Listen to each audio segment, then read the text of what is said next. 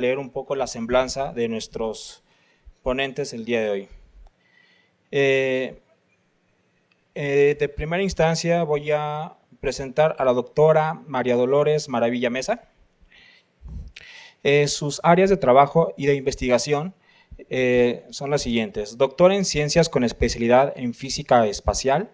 La doctora Dolores Maravilla se dedica al estudio de la física del polvo cósmico en ámbitos espaciales y astrofísicos y su relación con el origen y la formación del sistema solar, incluyendo la física de los anillos planetarios, el origen y la formación de los haces de polvo, la dinámica de micrometeoroides en la atmósfera terrestre y el estudio de meteoritas primitivas. Actualmente es participante del proyecto internacional GEM-EUSO y del proyecto internacional Exploration of the Moon. Ha dirigido tesis de doctorado, maestrías y licenciatura e imparte cátedra en la Facultad de Ciencias y en el posgrado de Ciencias de la Tierra de la UNAM. Forma parte de la planta de tutores de las Facultades de Ciencias e Ingeniería, así como de los programas posgrados de Astronomía y Ciencias de la Tierra. También nos acompaña el geógrafo Guillermo Tobar Márquez, egresado de la licenciatura en Geografía por la UNAM y del Diplomado en Divulgación de la Ciencia de la Dirección General de Divulgación de la Ciencia de la misma institución, especializado en la enseñanza de la geografía y en la divulgación de temas de astronomía, física y matemáticas. Es docente en diversos niveles educativos, desde el básico hasta licenciatura. Es académico de la Facultad de Filosofía y Letras de la UNAM. Ha impartido conferencias a nivel nacional e internacional en instituciones como la UNAM y el IPN, así como diversos artículos de divulgación en revistas especializadas en el tema. También es divulgador de la ciencia en Miradas con Ciencia. Les pido un aplauso, por favor, a nuestros ponentes y les cedo el micrófono. Gracias. Bueno, pues vamos a comentar algunas cosas que acabamos de ver de esta fantástica serie que está formada por 12 capítulos, si mal no recuerdo. Y uno de ellos pues es el que acaban de ver, que tiene una relación estrecha con lo que fue la misión Apolo 15, que fue la primera misión que llevó el famoso rover, que fue la primera misión en donde los astronautas previamente se les preparó para que supieran qué buscar en la Luna.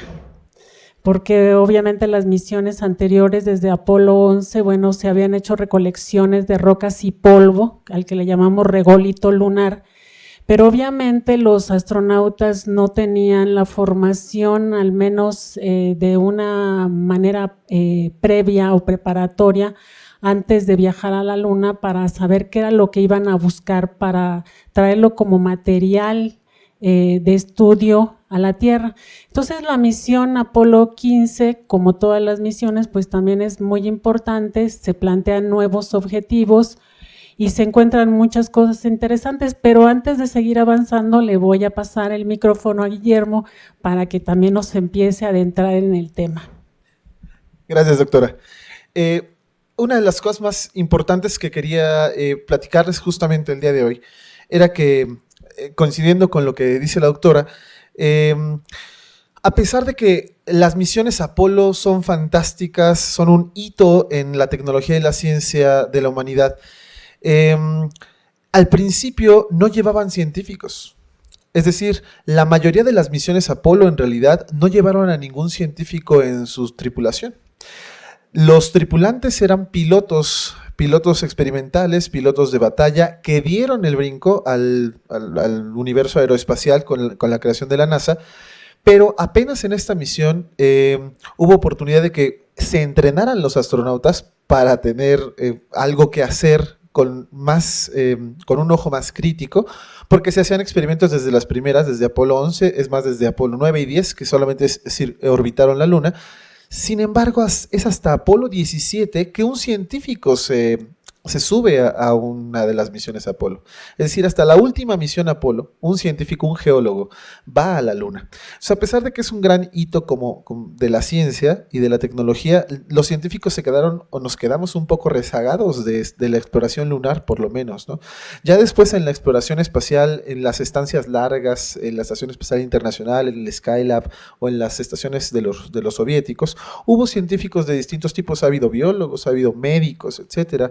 Es más, ha habido científicos que tienen formaciones en ciencia básica que van a hacer investigaciones así, ¿no? Incluso ingenieros que han tenido la oportunidad, un ingeniero mexicano que fue especialista de misión en una misión del transbordador espacial, por ejemplo, pero eso es importante recalcarlo, justamente que quizás los científicos quedamos un poco rezagados al principio y la importancia se les dio hasta el final.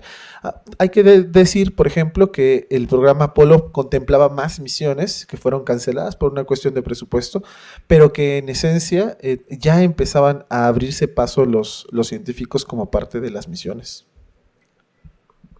Bueno, y hablando del mundo científico, pues ustedes vieron en la pantalla pues que encuentran cierto tipo de rocas, ya entrenados previamente que vamos a buscar, y encuentran una roca que bautizan ¿cómo? A ver si se acuerdan. ¿Quién dijo yo?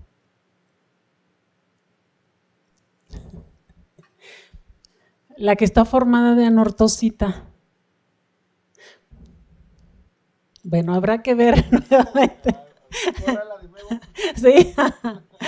Bueno, la anortosita, aunque desafortunadamente yo no soy geóloga, es un compuesto que está vinculado estrechamente con el origen, la evolución de los cuerpos planetarios en el sistema solar.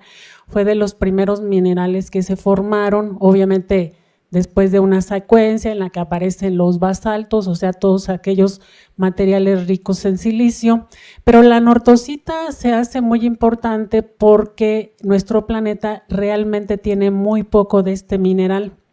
Por ejemplo, en nuestro país solamente hay 2 estados propiamente dicho en donde podemos encontrar este mineral, pero en la Luna pues hay mucho mineral de esta naturaleza, de este tipo, y obviamente eso está vinculado también con lo que pudo haber sido el origen de la Luna.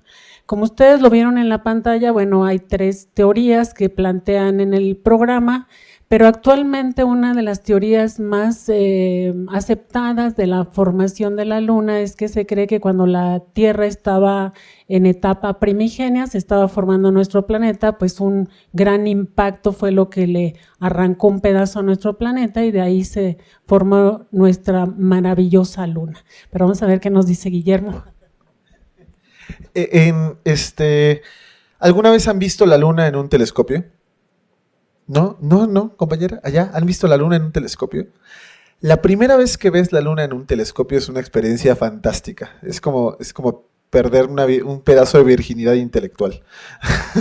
O sea, es que la ve uno y además le intentas tomar fotos con tu teléfono y salen horrorosas porque parece un foco así cualquiera. Pero la primera vez que te asomas a un telescopio y ves los cráteres lunares es una experiencia fantástica. Por ejemplo, en estos caminos de la divulgación es muy común montar un telescopio en la noche en algún parque o en alguna convención o después de algún evento y pues el objeto a observar siempre es la Luna. Entonces te asomas, ya cuadras, pones en la estación el telescopio y la gente hace fila, ¿no? Entonces a pesar de que ponga yo mi telescopio en cualquier parquecito, siempre llega gente y hace fila, ya les cobro 10 pesos, no es cierto, ¿no? Y entonces alguien se asoma y pone el ojo cerca del ocular y dice, muy bonita. Y entonces cuando dice, muy bonita, sabes que no vio nada, ¿no? Porque no tiene esa reacción. En cambio, se asoma así por el ocular un niño y dice, ¡wow! Y dices, sí la vio y está bien enfocado. Pero ahora imagínate la experiencia, no solamente de verla, sino de ir. Y hay un puñado de seres humanos que lograron ir, por ejemplo, pisarla, y tampoco hay que quitarles mérito a los que no bajaron, por ejemplo, ahí en ese capítulo en específico no le dan tanto protagonismo, perdón, al piloto del módulo de comando y servicio. En las misiones Apolo siempre había 3 astronautas, 2 de ellos bajaban a la superficie y uno más se quedaba orbitando la luna, y entonces ese pues era como muy triste, ¿no? Porque fuiste a la luna y no bajaste. Pues sí, de todas las misiones Apolo siempre hay un hombre que no baja a la luna, pero había interesantes cosas que tenía que hacer. Por ejemplo, ahí en el capítulo nos dicen que él estaba tomando fotografías, y no solo eso, sino que estaba reconociendo el relieve. Y entonces yo como geógrafo estaba viendo esto, y en las salidas de campo nosotros los geólogos, los geógrafos, etcétera, es fantástico. Yo me llevo a mis alumnos de la licenciatura práctica, y no es lo mismo ver una carta topográfica, un mapa, que estar en el terreno y ver las formaciones y ver dónde hay un anticlinal, dónde hay un sinclinal, etcétera. Y ese entrenamiento es casi artístico, ¿sabes? Hay una cuestión de apreciación. Dice una frase que en inglés es muy bonita, es look at the big picture, ¿no? Da 2 pasos atrás y ve la estructura completa, ¿no? La pintura entera. Y justamente estos astronautas que daban la vuelta y además que estaban haciendo otros experimentos, porque tampoco era esperarlos. Por ejemplo, en el Apolo 17 los astronautas bajaron y estuvieron abajo 3 días. Imagínate, entonces el otro astronauta se quedó 3 días arriba solito orbitando la Luna en una órbita casi circular, y tuvo que hacer muchos experimentos. Uno de ellos, por ejemplo, fue llevar 5 ratones a la parte y exponerlos a los rayos cósmicos para ver si había alguna afectación, porque también tendríamos que saber si alguna vez nos iban a afectar. Uno de esos ratoncitos murió durante el viaje, no sabemos exactamente por qué, y los demás, como suele pasar en la investigación con seres vivos, pues fueron disecados para saber qué les había pasado, y no se les encontró ninguna afectación, aunque fue muy poco tiempo. Ajá. Entonces, este tipo de oportunidades fueron únicas en los 70s, y ahora se están abriendo más las puertas para que regresemos en pocos años, en 3 años quizás, si todo sale como va. Sí, bueno, pues está el plan de mandar la misión nuevamente tripulada y con una mujer en 2024, que es el proyecto de NASA, pero más o menos a la par también está el famoso proyecto de la ESA, que además pues tienen pensado crear más bien o iniciar la construcción de la primera base lunar. Pero pues volviendo al proyecto Apolo, yo les voy a decir que para mí fue un proyecto fantástico. Yo era muy niña cuando el hombre llegó a la luna. Yo creo que fue una de las cosas que a mí me marcó, y por eso en parte me volví científica y me dediqué al estudio del espacio. Hablando de la luna y con base en lo que dijo Guillermo, yo creo que llegar a la luna debe ser una experiencia impresionante. O sea, ya de hecho desde salir de la Tierra y dejar pues nuestra casa, porque finalmente eso es nuestro planeta, y ver que fuera de ella hay otros mundos, y son mundos tan diversos. Y hablando de la luna, que es nuestro mundo más cercano y que es completamente diferente al lugar de donde vivimos, pues ha de ser una experiencia fantástica, y para la psique humana seguramente ha de ser una impresión bastante pues grande, pues de ver todas estas estructuras de un cuerpo que está tan cerca de nuestro planeta, pero al mismo tiempo tan diferente. Bueno, el proyecto Apolo, pues hablando también de los descubrimientos, entre otras cosas, pues se encontró, porque los astronautas también trajeron muestras del suelo lunar, aparte de las rocas, el famoso polvo que se llama el regolito. El regolito, bueno, pues sabemos que es un polvo extremadamente fino que es dañino para la salud humana. O sea, puede entrar a nuestros pulmones, puede pegarse a los trajes espaciales, pero afortunadamente yo creo que las nuevas misiones tripuladas, que además ya van a utilizar otra tecnología, se van a utilizar otro tipo de trajes, para que entre las cosas que se han contemplado pues es que el regolito no se pegue a los trajes espaciales, no se pegue o se adhiere a las escafandras, y eso pues les va a permitir a los astronautas trabajar un poco más fácilmente que estar pensando en cómo van a lidiar con ese polvo. Y bueno, qué decir de los instrumentos, ¿no? También ya hay toda una serie de cosas que se han desarrollado para que el polvo, pues en la medida de lo posible, no cause averías o no cause daños a los instrumentos. Entonces, nuevas misiones nos están esperando. De hecho, en 2021 va a haber un megaproyecto. Bueno, eso de va a haber ya lo hay.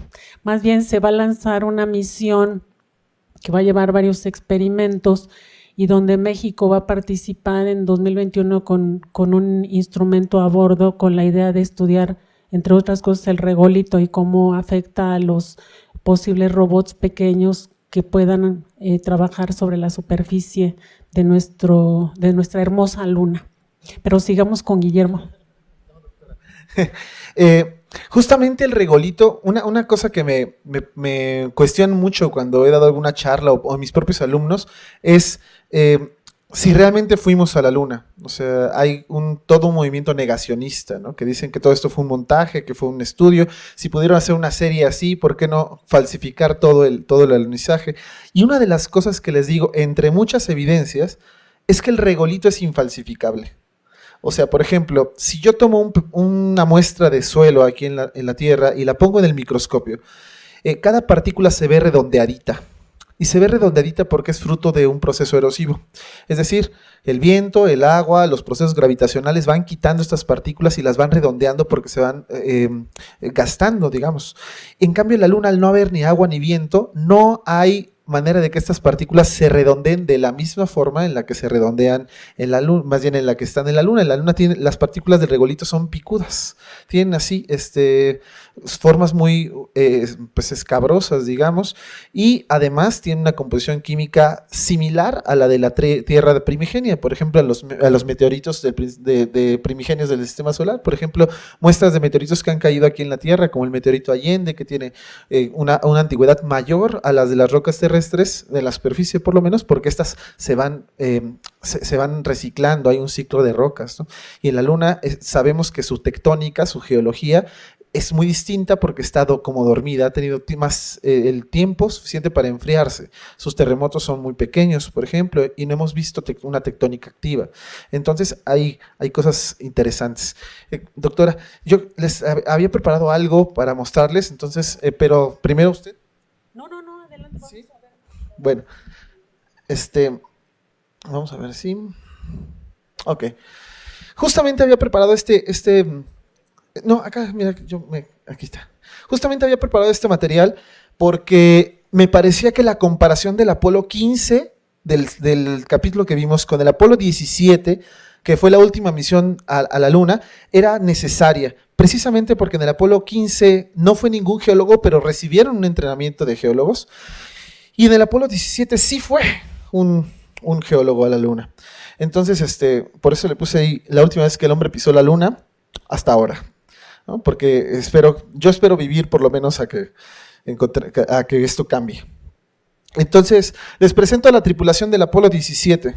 En las fotos de tripulación las tomaban siempre con un fondo, una foto de la Luna grandota y muy bonito, y ellos decidieron, como eran los últimos, tomar su foto en el exterior con el gran Saturno V al fondo. Entonces, y además montados en el rover lunar. Entonces, se los presento. Él es Ronald Evans, el piloto del módulo de comando. Él fue tristemente que no bajó a la superficie lunar, él se quedó arriba con los ratoncitos. Él es Eugene Cernan, el comandante de la misión, que era un piloto de pruebas. Y él es Harrison Schmitt, el piloto del módulo lunar y el único geólogo que ha visitado la Luna, el único científico que ha visitado la Luna. Entonces ya tiene eso bastante mérito en realidad. Ahora, el lanzamiento del Apolo 17 fue el único que se hizo en la noche. Todos los demás lanzamientos eran muy impresionantes, se hacían durante el día con un gran público, pero el Apolo 17, por una cuestión logística, se lanzó en la noche. Entonces, esta fotografía para mí es fantástica, es lindísima porque te da una idea de la potencia del Saturno V, de esas 2000 toneladas saliendo hacia afuera de la atmósfera.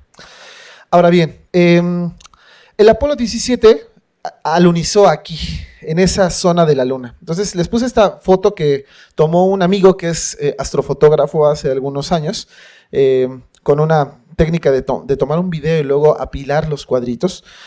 Y bueno, el Apolo 17 fue la última vez que fuimos a la Luna fue en el 1972. El módulo lunar tenía nombres, se les bautizaba, se llamó Challenger, porque fue el último reto. Y el módulo de comando se llamó America. Bueno, ya saben que los gringos también son muy celosos de su nacionalismo. Y bueno, se lanzó el 11 de diciembre del 72, alunizó el 14 de diciembre, o sea, es un viaje de 3 días hasta la Luna. Imagínate estar de 3 días en un bocho, así, sí, la idea no es muy agradable, y aparte con 2 personas. Y regresan a la Tierra el 19 de diciembre del 72. Estuvieron 3 días, fue la misión más larga a la Luna. Fue también, rompió varios récords. Ellos se trajeron 110 kilogramos de muestras lunares entre regolito, entre muestras grandes, más de 100 kilos de material lunar. Y estuvieron 74 horas en la superficie, básicamente 3 días. También la estancia lunar más larga. El Apolo 11, por ejemplo, apenas estuvo unas cuantas horas y luego se tenían que regresar porque no sabían tampoco qué se iban a encontrar allá arriba. Y estuvieron 22 horas de EVA, de Extravehicular Activity o actividad extravehicular. También rompieron un récord. Ahora, esas 2 manchitas se llaman mares. Y el de arriba es el mar de la Serenidad, el mar Serenitatis. Y el de abajo, el del sur, es el Mare Tranquillitatis, el mar de la tranquilidad. Cuando Galileo los vio por el telescopio, pensó que eran océanos llenos de agua. Ahora sabemos que son océanos llenos de basalto, o sea, de una roca volcánica.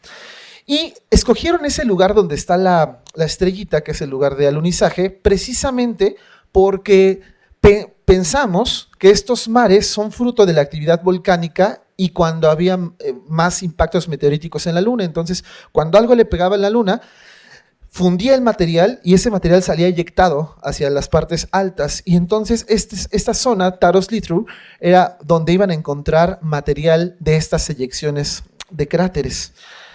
Y yo hago con mis alumnos en la primaria algo lindo. Hacemos una simulación de un impacto meteorítico. Entonces, ese, por ejemplo, es un bowl lleno de harina de trigo, y lo espolvoreamos con chocomilk. Entonces, el chocomilk representa la corteza lunar y la harina representa el material que está bajo la corteza. Entonces, lo que hacemos es subirnos al segundo piso y tirar rocas al bowl. Y el primer reto es darle, entonces es muy divertido. Pero lo segundo es que grabamos en cámara lenta con el teléfono el impacto. Y entonces van a ver que se parece mucho a las cicatrices de impacto que hay en la superficie lunar. Entonces ahí va. Miren qué bonito. Me voy a brincar para cámara. Vean cómo la harina no solamente se quedó aquí, sino que fue eyectada hacia las partes exteriores, hace como una estrellita. Y los cráteres lunares son exactamente así, hacen una estrella. Entonces, el material que está dentro sale y como no hay erosión, no hay viento ni agua, se queda en el mismo lugar. Y entonces, los astronautas lo que hicieron fue ir a una de estas bordes e intentar sacar las muestras de ahí. Y lo interesante es que encontraron cosas muy lindas, justamente encontraron cosas muy lindas ahí. Bueno, ese es un mapa de la superficie lunar y de cómo se movieron. Es el recorrido con el rover lunar más largo de las misiones Apolo. Pero bueno, ese es un mapa mejor. Hubo tres excursiones en el módulo lunar. Vean la escala de abajo, la escala está en kilómetros. Entonces, pues caminar eso con los trajes que, a pesar de la sexta parte de la gravedad de la Luna, son muy pesados, era imposible, y el rover lunar pues facilitaba la tarea de recolectar muestras de muchos lugares. Y ahí está una foto del rover lunar. En el capítulo se vio fantástico cómo lo sacaban con cuidadito y lo desdoblaban, porque venía hecho así, bolita, en una de las partes octagonales del módulo de ascenso, lo sacaban y lo tenían que desdoblar. Y bueno, ese es el parche de misión de Apolo 17, la última, y algunos récords nada más. La estancia más larga en el satélite, las EVAs más largas, las actividades extravehiculares, y también las muestras lunares más grandes. Algo interesante que pasa en el capítulo y que después lo replicamos muchas veces, ¿vieron al científico que era egipcio? El que tenía una luna grandota en el techo. Él tuvo la fantástica idea de poner rocas lunares en los museos de ciencia para que las tocáramos. Y aquí en la ciudad universitaria tenemos una, en Universum. Bueno, la UNAM tiene dos, y una de ellas está pulida y está en Universum, y te puedes acercar y la puedes tocar. Y su idea venía porque él, al ser musulmán, una vez en su vida había ido a la Meca y había tocado la roca, esa grandota cúbica que está en la Meca, y dijo, ¿qué tal si las personas hicieran lo mismo pero con la ciencia en lugar de la religión? Y entonces se le ocurrió la idea de traer rocas lunares y ponerla en museos de ciencias para que peregrinemos a tocar rocas lunares, ¿no? Es muy, muy romántico. Y bueno, también el tiempo más largo en órbita lunar, que está compartido del astronauta que quedó arriba y los 5 ratones, que son los 5 seres vivos que han permanecido más tiempo en órbita lunar. Bueno, y les contaba del que no bajó, por ejemplo, que se quedó en el módulo de comando y servicio, que hizo un experimento, que es el BioCore, un experimento biológico de rayos cósmicos, con 5 de estos. 5 ratones de bolsillo, es el nombre común, Perognathus longimembris. Se llevaron 5 de estos ratoncitos, 4 machos y una hembra, y los astronautas, seguramente echando relajo como nosotros, pues les pusieron nombres. Se llamaban Fe, Fi, Fo, Fum y Fui. Como el cuento de Jack y las habichuelas, de Fa, Fe, Fi. Entonces les pusieron así, seguramente en el desastre. Cada ratón tiene una clave muy aburrida, entonces les pusieron nombres divertidos. Otro experimento que hicieron fue fantástico y que tal vez ahorita la doctora nos pueda también ayudar con ello, que fue un experimento de gravimetría transversa. A mí me encanta este asunto de la gravimetría porque es medir la gravedad de la Tierra o de cualquier cuerpo en realidad. ¿Han visto una imagen como estas alguna vez en las redes sociales o publicadas?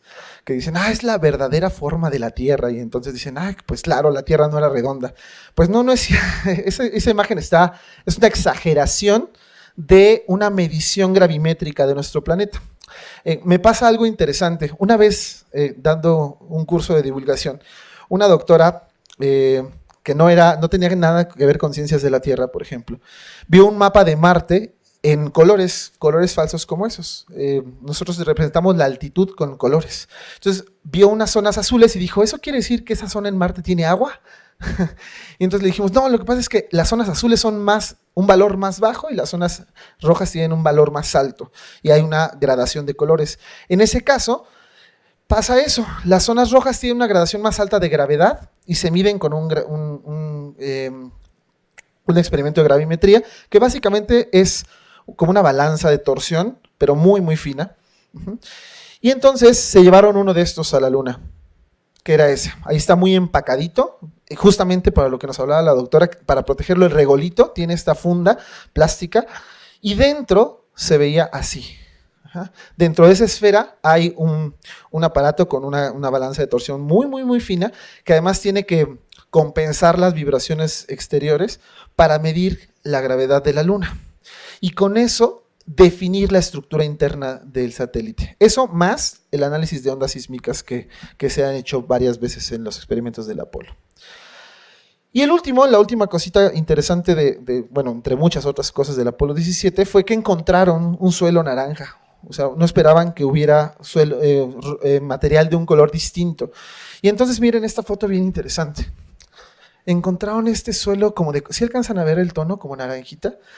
Para evitar que fuera una confusión de color, pues aquí hay una regleta con una escala de grises y 3 cachitos, uno en verde, un rojo y en azul, porque es RGB, son los colores en los que ponemos las fotografías o las imágenes a color, y tiene esta zona de un suelo naranja, y les emocionó mucho, sobre todo al geólogo, porque hay un suelo naranja. Eso implica oxidación o implica compuestos de hierro, por ejemplo, y entonces se trajeron regolito de tomaron la muestra, lo pusieron en el microscopio y encontraron que era vidrio volcánico. Fantástico. Esa muestra vista al microscopio, miren, esta es una muestra vista al microscopio, pero con luz desde atrás, entonces estas son opacas y estas son más o menos translúcidas. Esto es vidrio volcánico, muy similar a la obsidiana. Entonces quiere decir que había actividad volcánica anterior en la Luna, y eso nos da la certeza de que la Luna tuvo actividad tectónica importante en el pasado. Y bueno, nada más yo quería decirles, las famosas palabras de Neil Armstrong son conocidas por todos, ¿no? Ad nauseam. Un pequeño paso para el hombre y un gran paso para la humanidad.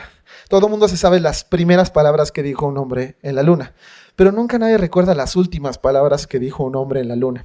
Y estas son las últimas, las palabras del comandante del Apolo 17, que en una traducción muy burda dice: al dar el último paso de un hombre sobre la superficie, regresamos a casa por un tiempo, pero creemos que no por mucho. Solamente quiero decir que lo que creo que quedará para la historia. El reto de los Estados Unidos hoy ha forjado el destino de la humanidad para el mañana. Y, mientras dejamos la luna desde Taurus Littrow, nos vamos como llegamos, con buena voluntad, y habremos de regresar en paz y con esperanza para toda la humanidad. Buen viaje, tripulación del Apolo 17. No sé ustedes, pero yo creo que está mucho más bonito que lo que dijo Neil Armstrong. O sea, lo pensó más, también tuvo más tiempo, ya no estaba tan nervioso como el primero, ¿no? Entonces yo creo que hasta lo ensayó, porque además queda en las grabaciones, ¿no? Pero es un texto que pocas veces es conocido y entonces me pareció muy bonito. Y justamente él pensaba que la exploración lunar iba a seguir y han pasado 50 años y todavía no hemos regresado, pero ya venimos. La NASA ha anunciado el programa Artemisa. Artemisa era la hermana de Apolo en la mitología griega, bueno, romana en realidad. Y bueno, les puse ahí el escudo de las misiones Apolo y el recién estrenado escudo de las misiones Artemisa. El recién estrenado porque la NASA lo presentó justamente hace una semana. Entonces, es muy similar, ¿ven? Está mucho más estilizado, por supuesto. En la parte de abajo es la Tierra y tiene la Luna, y la A es muy similar, pero ahora va más allá. La punta de la A está más allá de la Luna, porque saben que Artemisa es un primer paso hacia Marte. De hecho, Artemisa solamente es un escaloncito. El cohete que llevó las misiones Apolo fue un Saturno V, que es hasta ahora el cohete más poderoso jamás construido, y ahorita están construyendo ya los primeros cohetes para las misiones Artemisas, que no tienen un nombre bonito, se llaman SLS, Space Launch System. No, le hubieran puesto un nombre más bonito, que es básicamente la siguiente iteración del transbordador espacial. E incluso la cápsula de las misiones Apolo, así cónica, bonita, chiquita, es muy similar a las cápsulas Orión, que son las que van a llevar ahora a los siguientes tripulantes hacia la Luna. Entonces estamos así, como dijo la doctora, estamos a un pasito, a unos cuantos años. Yo la verdad es que creo que es una época bien interesante y emocionante para estar vivos, porque pienso que en la próxima generación, en esta o en la próxima generación, veremos no solamente regresar a seres humanos a la Luna, sino que también vamos a ver regresar, más bien llegar a seres humanos a Marte. Y es un gran momento para estar vivos. ¿Sí? Bueno, yo les había preparado un breviario muy chiquito sobre esa misión. Doctora. Bueno, ya para finalizar con esta presentación y comentarios de lo que acabamos de ver en pantalla y luego nos hagan las preguntas que quieran. Bueno, yo les voy a comentar así en términos generales. La misión Apolo pues nos enseñó muchísimas cosas de la Luna, respecto a la Tierra también. Es un cuerpo que es primordial, tiene su origen vinculado estrechamente con la Tierra, está cubierto por un manto de polvo, un manto de regolito. El regolito existe por la interacción de la superficie de la Luna con los meteoroides que llegan del espacio y la impactan en la Luna. Antes se creía que no hay agua, de hecho de las misiones Apolo, pues una de las deducciones era que no había agua. Actualmente sabemos que hay agua en la Luna, en los polos, sobre todo en el polo sur. Sabemos también actualmente que bueno, la corteza de la Luna no es uniforme, tiene un grosor diferente del lado que vemos desde la Tierra respecto al lado que nunca vemos. Pues ya sabemos también que las dos caras son completamente diferentes, mientras una tiene una gran cantidad de mares, las zonas oscuras que ya les mostró aquí Guillermo en una hermosa imagen de la Luna, mientras que del lado que no vemos pues está sumamente craterizada y prácticamente no hay mares. Tenemos, como ya lo mencioné, una gran cantidad de minerales como es la nortosita, que son poco abundantes en la Tierra, pero en la Luna hay muchos.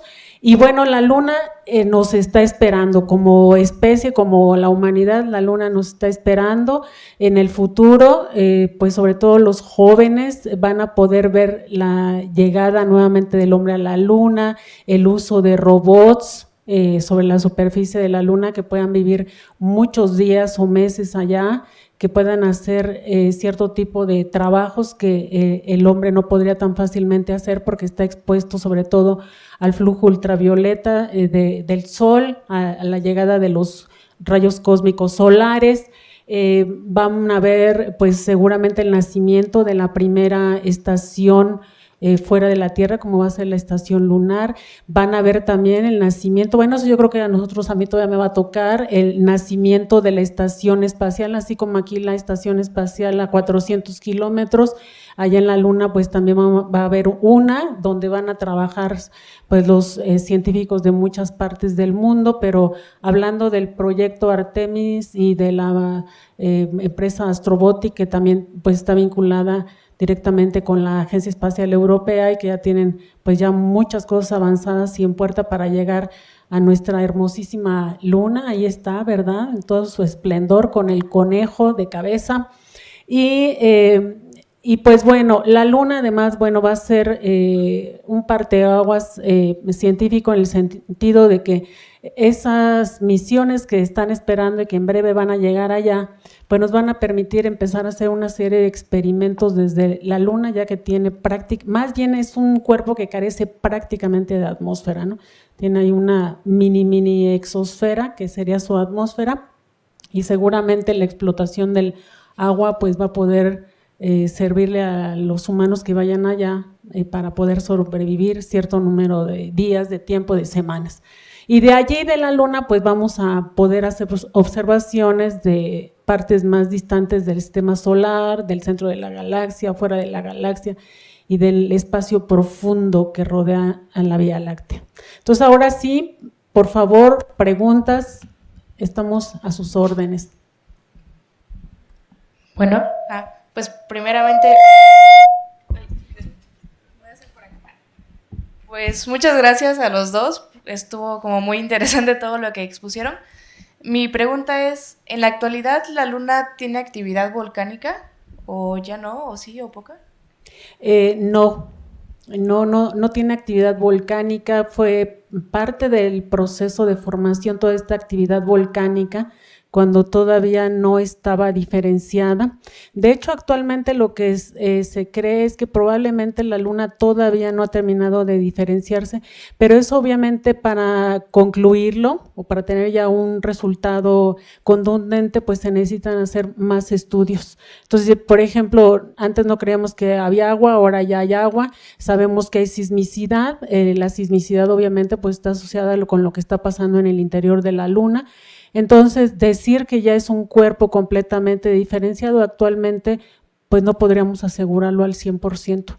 Entonces, seguramente los próximos estudios que se lleven a cabo directamente en la superficie de la luna y en el subsuelo nos van a ayudar a responder más claramente tu pregunta. Sí, justamente como lo dice la doctora, esta diferenciación es porque si tú tomas por ejemplo, agua, aceite y arena y las mezclas en una botella. Al principio va a estar todo revuelto, pero después la densidad va a hacer que los elementos más pesados, más densos vayan al centro y se van a formar capas justamente. Entonces en la Tierra sabemos que hay capas muy diferenciadas, un núcleo de hierro y níquel, luego un manto hecho de silicatos y de magnesio, por ejemplo, y además y todo está fundido, y la corteza. Pero, por ejemplo, los volcanes no están conectados con el manto. Los volcanes tienen una bolsita, una bolsa de magma en realidad que está en la corteza. Es como si fuera una burbuja de magma que sube en la corteza y que después busca una grieta para salir. Y entonces la luna, como dijo la doctora, de este lado tiene una corteza muy gruesa. Y es gruesa justamente porque está en una sincronía gravitacional con la Tierra, por eso siempre nos da la misma cara, porque nuestra gravedad es tan fuerte que su rotación y su traslación se han emparejado, por decirle de alguna manera. Entonces, esa corteza, al ser más gruesa, también impediría que haya salida de magma si es que hay magma hacia adentro. Ahora, toma en cuenta lo siguiente. Es como si nosotros quisiéramos saber todo de nuestro planeta solamente con 6 sitios en todo el planeta. O sea, solamente ha habido 6 misiones Apolo que han llegado y muy cercanas al Ecuador todas. Entonces, de nuevo, verla en un mapa, verla con percepción remota, con ondas de radio, etcétera, es una cosa, pero estar in situ y además tener suficiente tiempo para estudiar las rocas y además para estudiar el interior, va a ser distinto. Entonces, sabemos que hubo actividad volcánica antes, pero en la actualidad no hay volcanes activos. Gracias.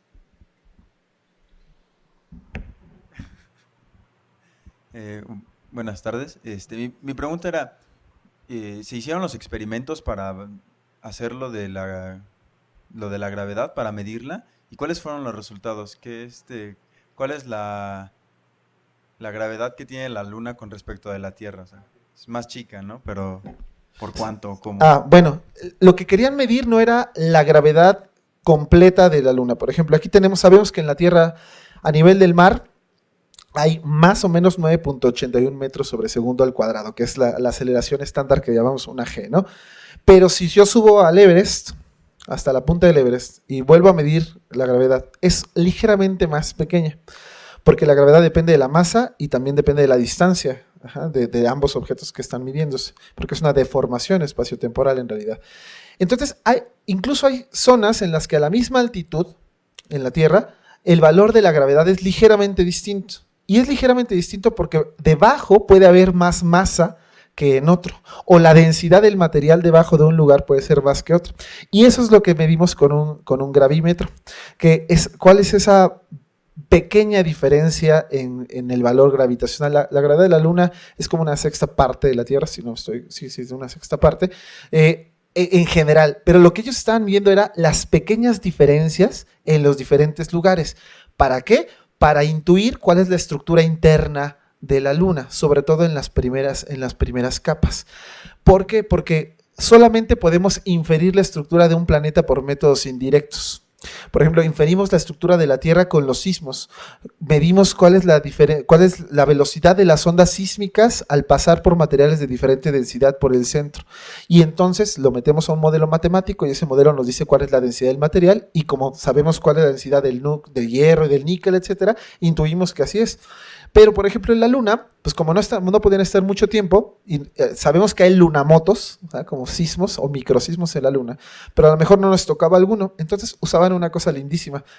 El módulo de comando y servicio se quedaba y entonces se estrellaba contra la superficie lunar. Y al estrellar causa una onda sísmica. Y esa onda sísmica combinada con las mediciones gravimétricas sirvió para intuir o para deducir cuál es la estructura interna de la Luna. Ese fue más bien el resultado de ese experimento.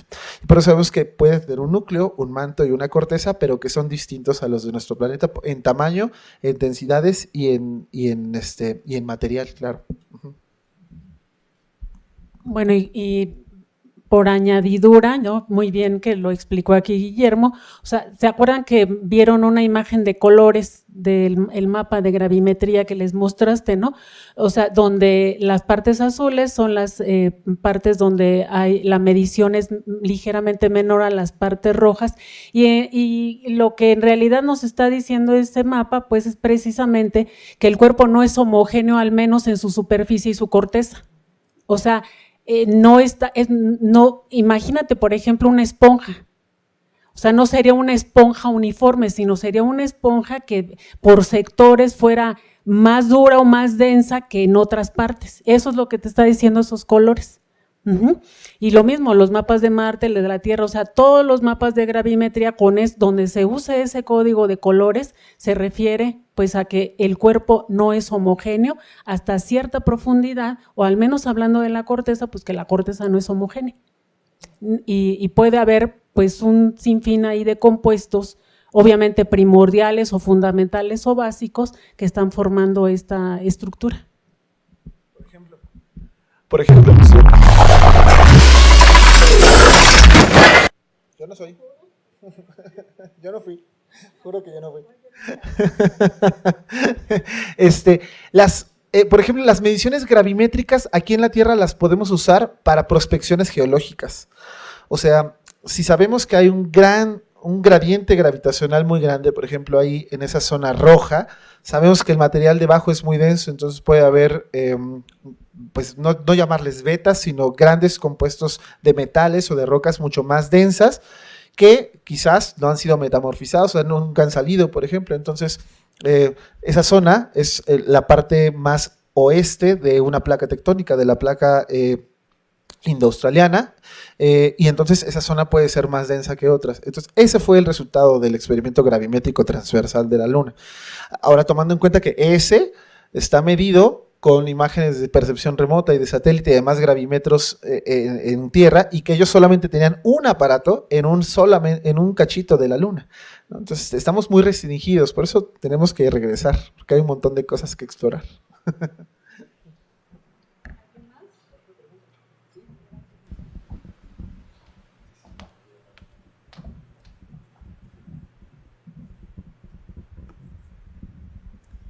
Hola, mi pregunta es, ¿qué tendría que pasar en la Tierra o en la Luna para que como que girara la Luna y pudiéramos ver esa parte que no vemos nunca de la Luna? Ay, pues la pregunta de los 10,000 millones. Bueno, ¿qué tendría que pasar? No sé, ahorita lo único que me viene a la mente es que hubiera un efecto catastrófico contra la Luna o la Tierra, ¿no? Y pues al menos perturbara la órbita de la Luna o de la Tierra, y entonces mientras alcanzara nuevamente la estabilidad en su órbita, pues probablemente eso implicaría que pudiéramos ver o la otra cara o parte de la otra cara que no vemos. Eso podría ser una respuesta, se me ocurre ahorita, ¿no? Pero pues a ver qué otra cosa. Sí, yo coincido con la doctora, tendría que pegarle algo. Ajá, tendría que pegarle algo a la Luna, pero algo muy grande, o sea, tendría que desestabilizar su órbita. La razón por la que nada más vemos una cara es como, voy a usar el sombrero, es como si esta fuera la Luna y dentro tuviera una pelota.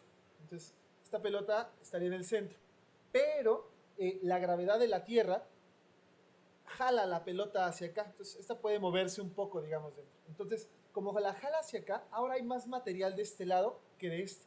Y entonces eso ayuda a que la resonancia, o sea, la interacción de la gravedad de la Tierra y con la Luna, ahora ya no se mueva. O sea, por eso la Luna tiene más material de este lado que del otro. Entonces es como si estuviera desbalanceado. El centro no está, digamos, que en el centro. Es un ejemplo un poco burdo, pero nos funciona. En cambio, si algo le pegara, por ejemplo, si fuera un impacto de un meteorito o muy grande, tal vez perturbaría lo suficiente su órbita para que su rotación cambiara. Entonces, si su rotación no durara lo mismo que su traslación, podríamos ver el otro lado. Su rotación y su traslación duran 28 días y cachito. Entonces, por eso siempre vemos el mismo lado. Y no es el único cuerpo del sistema solar que hace eso. Por ejemplo, Mercurio tiene más o menos la misma función con el Sol. O sea, siempre le da una cara. Y algunas otras lunas del sistema solar, de los planetas grandes, gaseosos, como tienen tanta gravedad ellos, también han entrado en esta resonancia orbital. Entonces sí, yo pienso que tendría que pegarle algo de ladito para que influyera en su rotación, de tal manera que veamos el otro lado. Pero sí lo hemos visto, también esa es otra.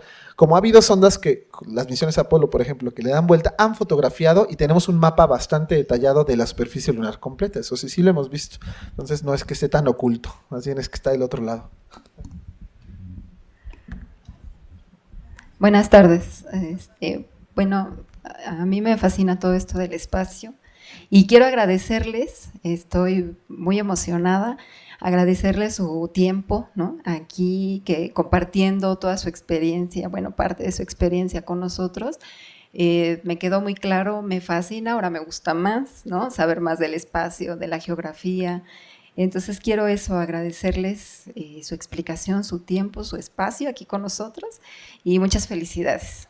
Gracias. Pues gracias a ustedes por estar aquí, que nos permiten precisamente pues platicar algo de lo que hemos aprendido pues como parte del ejercicio de nuestra profesión. Entonces, no, al contrario, gracias a ustedes por venir aquí, a pesar de que estamos ya a un día de irnos de fin de semana largo, ¿no? Y el instituto está medio feo por todas las trabajos de reparación y remodelación que tenemos aquí en el último piso, pero pues siempre con el gusto de estar aquí y poder contar un poco de lo que hacemos y de este conocimiento generado pues en muchos ámbitos científicos en donde se estudian estos cuerpos.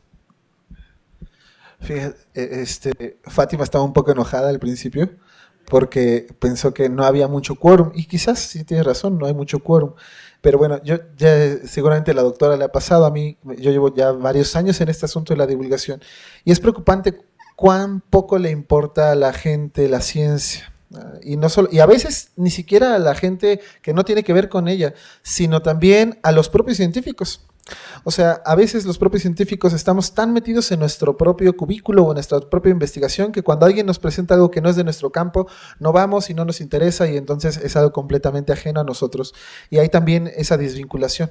Entonces, a mí me ha tocado dar una charla con 8 personas y me ha tocado dar una charla con 250 o con 300 personas, y ambas me emocionan mucho, porque a lo mejor hoy me estás agradeciendo tú y yo te agradezco que has venido, pero si yo diera a lo mejor con 300 personas, a lo mejor fueran 3 chamaquitos los que estarían fascinados, y esos 3 valen, porque esos 3 son personas que pueden después dedicarse a ello, o que se pueden contar a otra persona, ¿sabes qué? Fui a una charla bien interesante y entonces ahora van más, ¿no? En un país en el que se dedica menos del 1% del Producto Interno Bruto a ciencia y tecnología, y en el que la gente cree más en superstición y en magia que en ciencia, que haya 4 personas hoy es fantástico. Bueno, y algo que yo comenté también cuando llegué, porque nuestra querida organizadora de estas charlas me dijo que no había nadie, y yo le dije, no importa, vemos la película y luego entre nosotros la comentamos.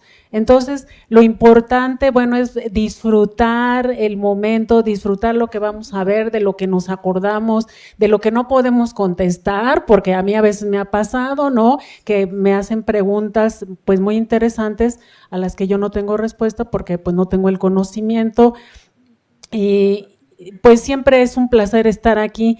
Y hablando precisamente pues de lo que a usted le apasiona, pues yo lo único que le puedo recomendar es que lea ciencia ficción, pues no nada más de los conocidos, ¿no? Pues Ray Bradbury, que es fantástico, que con su Fahrenheit 541, ¿cuál? Ese.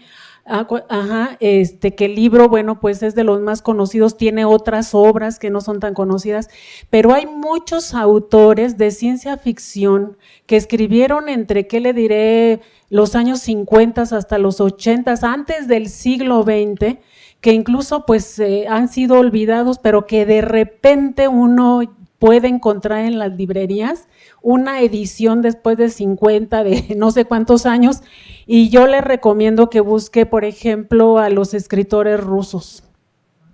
Hay unas cosas fantásticas, creo que ahorita no recuerdo, a lo mejor tú te acuerdas, Guillermo, del autor de Solaris, que incluso hicieron una película, sí, y que son fantásticas porque la primera obra, bueno, pues habla de estos astronautas que se van y llegan a un planeta donde está todo, no hay continentes, es todo mar, pero el mar es un ente que tiene conciencia y empieza a controlar sus mentes. Entonces bueno, el libro es leerlo, es apasionante, la película también está muy bien hecha, ¿no? Ajá, pero digamos que es de los más conocidos, pero hay otros que igual tienen cuento corto y son fantásticos. El CONACYT en los años 70 y 80 llegó a publicar algunos libritos de 10 o 15 cuentos cortos de ciencia ficción, entonces era cosa que se busque, ¿no? Y hablan de todo, no nada más, o sea, el móvil es pues los viajes, y el hombre ya llegó hasta quién sabe cuántas galaxias y el universo, pero al mismo tiempo pues se sigue viendo pues muchos de esos cuentos, o se siguen planteando historias desde la perspectiva humana, ¿no? Los valores o el amor o la reproducción, como lo hacemos ahora, bueno, ya está la de probeta, pero bueno, hay muchas cosas que aprender en esos escritores que prácticamente han sido ya olvidados, pero que hay que pues regresar a ellos, buscarlos, ¿no? Y métanse a las páginas de las librerías. Ahora tenemos esa ventaja del mundo digital. Cuando yo era niña pues no teníamos eso, pero ahora ya está, y uno puede buscar ciencia ficción y pues aparecer muchísimas cosas, ¿no? Entonces, pues está allí el conocimiento para que ustedes lo busquen, lo encuentren y aprendan miles de cosas. Gracias. La gente de Nibiru tiene preguntas. ¿Hay otra pregunta ahí atrás? Bueno, más que pregunta, es un comentario. Ahorita que van a ir mujeres a la luna y que se acaba de hacer una salida de la estación espacial completamente femenina y que la doctora menciona la ciencia ficción, hay que recordarle al público que la principal inventora de la ciencia ficción fue Mary Shelley, nada más y nada menos. Entonces, una grandísima escritora, y como ella hay muchísimas autoras extraordinarias, rusas y no rusas, de ciencia ficción, incluso mexicanas. Entonces, está muy padre y hay que leer muchísimo. Gracias por sus comentarios. Fíjate que justamente en la página de divulgación que administro en Facebook, se han armado debates muy acalorados con este asunto de la incursión de las mujeres en la ciencia. Siempre sale alguien a hacer algún comentario inadecuado, por ejemplo, ¿no?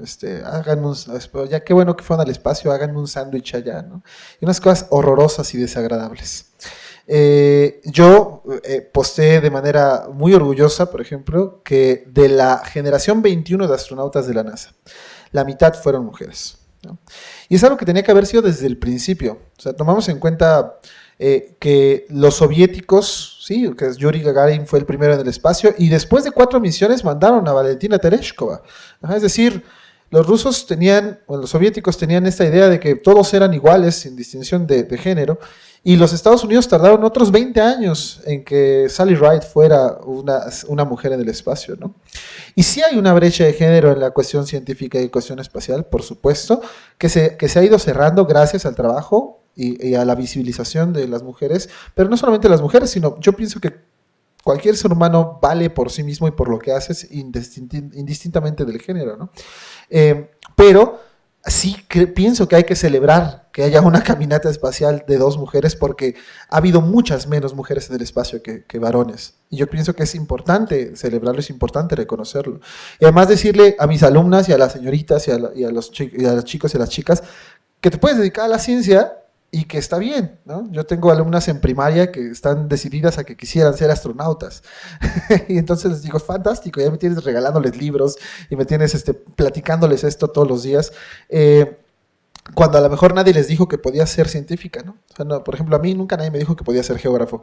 Yo pensé que podía ser bombero, médico, abogado, contador, administrador, pero yo ni siquiera sabía que geografía era una carrera, ¿no? Hasta que llegué a la preparatoria me enteré que había geógrafos y entonces dije, eso es justamente lo que quiero ser. ¿Usted cuándo quiso ser científica, doctora? Bueno, mi historia es un poco diferente porque yo cuando estaba en la primaria me enamoré de Saturno, porque en ese tiempo pues era el único planeta que tenía anillos. Entonces, pues como era diferente, yo me enamoré de Saturno. Cuando llegué a la secundaria me encantaban las clases de ciencia, pero a mí nadie me dijo que yo iba a estudiar física. Yo en secundaria dije que yo iba a estudiar física, pero yo no sabía que existía la carrera ni nada. Después, cuando termino la secundaria, mis padres no me dejan ir a la preparatoria. ¿Por qué? Porque era mujer, yo me iba a casar, iba a tener hijos, pues me iba a mantener un señor, yo le iba a lavar su ropa, hacer su comida. Aunque mis papás, obviamente, bueno, estaban interesados en que hiciéramos una carrera, pero a las mujeres, pues bueno, ya como que no. Entonces, yo tengo una hermana mayor que ya para entonces estaba estudiando el magisterio en la entonces Escuela Nacional de Maestros. Y entonces mi madre me dijo, mira, pues vete a estudiar el magisterio y si es cierto que después tú quieres, pues tú ya estudias lo que quieres. Además, pues ¿qué quieres ser? No, yo quiero ir a la preparatoria porque yo quiero estudiar física. ¿Y qué es eso, no? pues quién sabe, ¿no? Porque médico, abogado, abogánster, ¿no? Arquitecto, pues eran las licenciaturas, las profesiones, pues normales, y siguen normales porque son las populares, las que pues mucha gente ha estudiado y en el pasado así era. Entonces, yo me voy a la Nacional de Maestros y fue una época en la que yo leí mucho de muchas cosas, porque además, bueno, gracias también a mis padres tenía yo el hábito de la lectura, pero pues fue cuando me adentré pues en otras cosas de ciencia. Cuando termino, pues ya me voy a trabajar, ¿no? Y algo que me dio la Nacional de Maestros, que yo eso sí digo, bueno, pues no fue del todo errado, fue que yo aprendí a dar clase. Sí, entonces yo tengo la formación del magisterio, sé cómo hacer un curso, cómo bla, bla, bla. Eso a mí me ha servido mucho en la universidad. Y bueno, después de 2 años de estar trabajando, y trabajé allá muy lejos donde no existía escuela y trabajaba en el campo, y ahí era mi salón de clases junto a un árbol gigante que me daba sombra, decidí hacer el examen para entrar a la licenciatura en física. Entonces ya la universidad revalidaba los estudios del magisterio como preparatoria y me lancé, así como dicen aquí coloquialmente, como el borras, dije pues a ver qué. Y sí, bueno, fueron años muy pesados porque yo trabajé muchos años estudiando mi licenciatura y mi maestría y trabajando en el magisterio. Entonces me quemé las pestañas todas las noches, muchas noches no dormí todo, pero valió la pena. Dejo el magisterio cuando decido hacer el doctorado. Entonces ya tenía la maestría en ciencias espaciales y decido hacer el doctorado, pues también seguirme acá, porque pues ya para entonces estaba yo ya más que enamorada pues de todo, ¿no? Porque además cuando llegué a la facultad, ahí, fíjense, yo llegué y ya se me había olvidado un poco que yo quería estudiar a Saturno. Y entré porque en aquellos años, en los 70, estaba de moda la física nuclear. Entonces yo dije, yo voy a hacer pues física nuclear, creo que por ahí. Pero ya, sí, y ya estando aquí, nuevamente regresé a los astros y después dije, yo me voy a hacer astrónoma. Pero luego por algunas vicisitudes, ¿no?, académicas y más, vine a dar al departamento de estudios espaciales, que así se llamaba el departamento aquí en geofísica. Y aquí, pues empecé aquí, vine a hacer mi tesis de licenciatura y luego todo lo que siguió. Y aquí me quedé, pues como investigadora. Pero bueno, pues nunca nada está de más y realmente, digo, a pesar de que mis papás tenían otras ideas, ahora mis papás pues les da mucho gusto, y sobre todo a mi papá cuando voy y le cuento de las misiones espaciales y le digo que algún día el sistema solar se va a acabar y entonces él se queda pensando si eso es posible o no. ¿Alguna otra? Bueno, nada más como un detalle añadido a lo padrísima historia que nos cuenta la doctora, que somos fan, todos somos fan de la doctora. Yo también. Quería platicarles de un dato que poca gente sabe. En 1985, cuando se compitió, los investigadores mexicanos compitieron, entre ellos el doctor Neri Vela, para subir al Atlantis, el transbordador espacial. Y esto es también para las chicas que se inspiren si quieren ser astronautas y llegar a la estación orbital lunar y llegar a la luna y más allá. La doctora Vivian Solís Weiss, del Instituto de Ciencias del Mar, fue seleccionada en las rondas finales junto con el doctor Neri Vela para subir al transbordador Atlantis. Por alguna razón, el doctor Neri Vela fue seleccionado, pero la doctora Weiss, en vez de subir al espacio exterior, bajó al espacio interior. La doctora es oceanógrafa y fue la primera en bajar a 2.500 metros de profundidad en el Mar de Cortés, en México, en uno de los mares más ricos y profundos de la Tierra, haciendo invaluabilísimos estudios sobre la fauna y la geología del mar profundo, de la frontera, de la última frontera terrestre. Entonces, no subió al espacio exterior, pero bajó al espacio interior.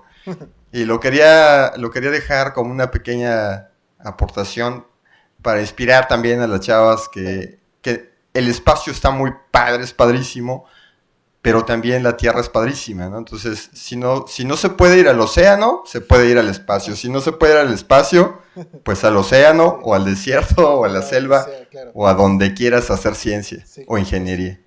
Y a donde sea. Algo ahí me hizo como una sensación rara. Yo siempre prefiero Golfo de California que Mar de Cortés. Y así está en la cartografía mexicana, por lo menos en la del INEGI. Es curioso que lo digas. Justamente de la generación 21 de astronautas, una es bióloga, ¿no? Una es bióloga, y casi un biólogo como astronauta, ¿no? Pues una bióloga que está estudiando, por ejemplo, cómo funcionan pequeños organismos en ambientes extremos. Y además, y luego esos extremófilos llevarlos a distintos lugares, por ejemplo, y además estudiarlo. Pero además han subido cantidad de científicos y de ingenieros de distintas formaciones al espacio. Yo, por ejemplo, no le voy a restar ningún mérito al doctor Nerivela, por supuesto que no, porque ir y subir al espacio es un gran mérito, pero a pesar de que iba como especialista en misión, pues los experimentos que hizo allá fueron pues muy limitados, y además fue un convenio de colaboración de la Secretaría de Comunicaciones y Transportes con la NASA, ¿no? Porque iban a subir un satélite mexicano porque más bien era comprado, no era de diseño nacional, pero han subido un montón. Digo, Nerivela es un ingeniero en telecomunicaciones, ¿no? Y estuvo en el espacio. Y entonces hay muchas oportunidades. Yo, por ejemplo, creo que ya estoy muy viejo para subir al espacio como astronauta, además por mi formación, que no es tan técnica, pero las oportunidades están abiertas para las siguientes generaciones, ¿no? Así, claro. Pues muchas gracias. Damos por terminado el debate, la conversación. Ya nos pidieron.